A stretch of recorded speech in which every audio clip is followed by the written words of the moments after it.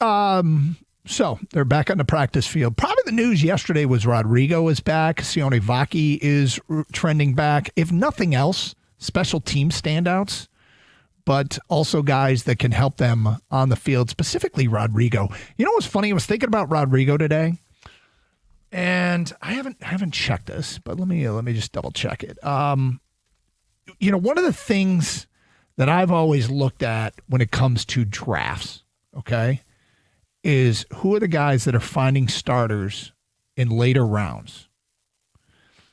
And one of the first players that stood out as a Brad Holmes special was Malcolm Rodriguez. Yep.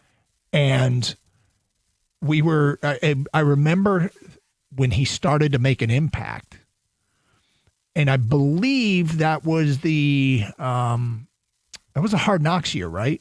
Yeah. Okay. Rodrigo to me signifies one of the first signs that Brad Holmes knew what the F he was doing when it comes to the draft. Am I wrong on that? Or do you remember him as being like one of those early indicators that this guy's pretty good? No, I think that's safe to say. Because the first draft was Penei Sewell draft, right? Yep.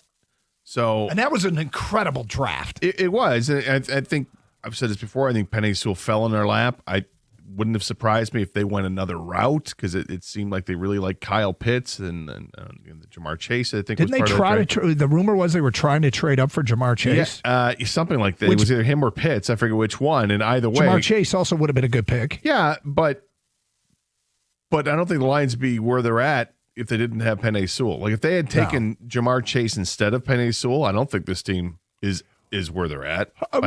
No, it would have been interesting to see what they would have done at the tackle position instead. But yes. So my point, I guess, is that okay, they hit on the first pick. It kind of fell there for them perfectly. Mm-hmm.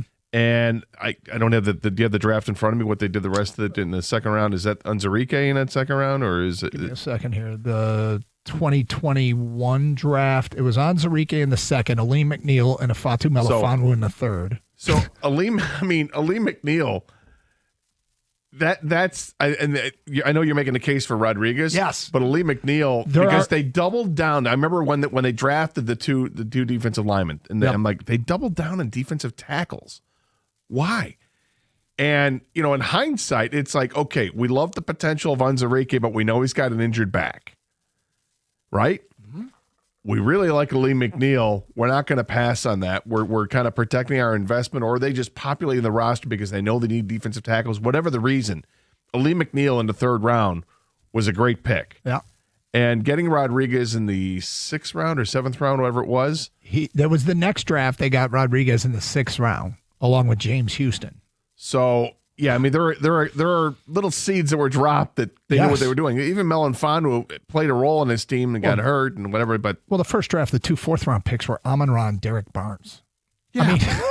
And Derek Barnes didn't show up right away. Like it took some time, but he sees. This is what's brilliant about Brad Holmes. There's the vision to see past the immediate impact that someone's going to give you. And right now, having Derek Barnes on this team, they gave him his second contract, and like, okay, I mean, you're paying him a little bit. Are you sure? Mm-hmm. Yeah, sure. Great one.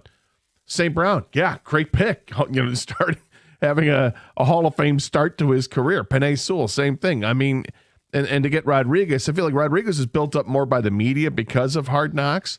It might be. That very well might be the case. But for that team at that time, they needed someone to play. They needed healthy bodies, and this was a guy who was going out there and was fearless about it, and he was making the impact.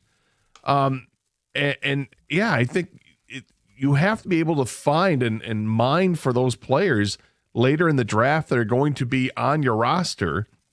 And for Rodriguez, he's not just a special teams guy. He's a guy that when he's healthy, he's part of that linebacker rotation. Yep.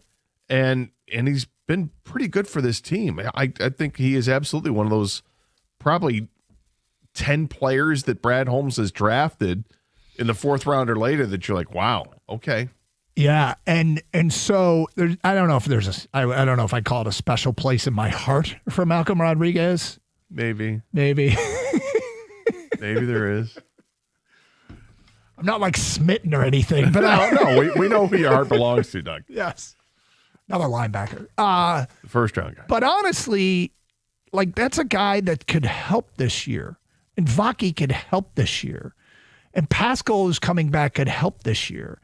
When he comes back. When he comes back. Davenport could help this year. Probably the most interesting thing Dan Campbell said, or the most important thing Dan Campbell said this morning, though, was that Decker is with us. Is that it feels like he's trending to play this weekend. I am not opposed to him not playing.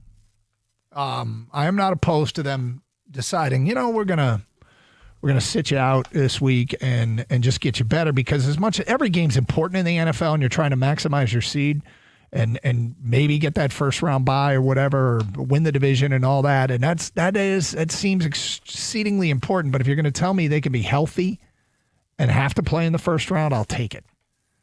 I don't think this team's scared of playing on the road. I think the healthy Lions are as good as any team in the NFL. And so if they decide to sit him out this week as precautionary and give him another week's rest, I'm not against that. I'm not against it either. I mean, obviously, it all depends on what the health of Taylor Decker is right now. He played last week, or the last game, I should say, before the bye, and came out of it and saying he does not feel great. No. So where is he at now? He didn't practice yesterday. But if I just imagine this is how it's going to go the rest of the way, that he's not going to practice on Wednesdays. He'll be like a limited on Thursday or Friday, and then he'll take part in the walkthrough, and he's going to be questionable every week. That's the way I look at it with him. He doesn't have to practice. He's a veteran in the league, been there and done that. What he needs to do is get himself as healthy as he can before every contest on Sunday, and then you cry and cross your fingers on Monday when he comes into the building and gets treatment. You're like, how you doing, big fella? Yeah, I'm right. Anything broken? No, we're good. Okay. Yep. But he did say, we're comfortable because we got Skipper. This is Dan Campbell speaking. I'm not doing a Dan Campbell impression. He basically said we're comfortable because we got Skipper and Cochran. You totally shied away from it. You were going down the road of doing a little bit of an impression of a tough guy. No, that's your thing. I was all for it. No, I'm not. I wanted to hear it. It's a huge mistake for me to try to do that. It didn't. I know that there wasn't going to be a Southern drawl in there. I know there wasn't. But there was going to be a tough guy image, and I was here for it, Doug. It'll take away from the point. And the point is mocking me, so you'll probably like this. But when Dan Campbell this morning said we're comfortable because we got Skipper and Cochran there, my first thought was, Cochran? You're right. I mean, honest to God, everyone in Detroit. It's amazing to me how often this happens during the course of an NFL season. And it's in part because it's Devin Cochran, and he's a former Bengals starting offensive tackle. He started one game there, but he started. And he's 6 feet 7 inches tall, and he's a monster of a man. And he signed in the practice squad like earlier this month. And swear to God, every single Sunday, at least once I say, who the hell is Harper? Or who the hell is Cochran? Or who the hell is it's just amazing. Guys who aren't on the team are suddenly playing for the team. I'd have to go back and look at the notes and see if he was activated last time. I don't think he was. Yeah. For the game against the Bucs, so I wouldn't have seen him. Because it's just added to the practice squad. I wouldn't have seen it unless he's elevated from the practice squad to the active roster. But yeah, I'm with you. There's lots of guys like that.